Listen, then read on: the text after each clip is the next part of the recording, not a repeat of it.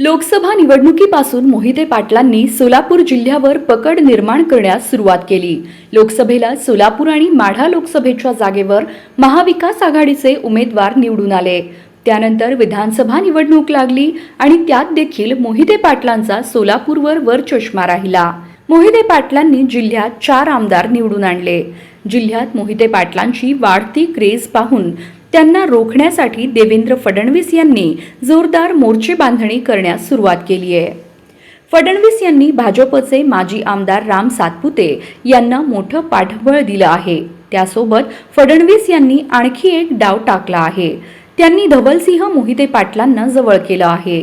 याच दरम्यान पद्मजादेवी प्रतापसिंह मोहिते पाटील आणि उर्वशीराजे मोहिते पाटील यांनी देवेंद्र फडणवीस यांची मुंबईत गुप्त भेट घेतली। या बैठकीला माजी आमदार राम सातपुतेही उपस्थित होते।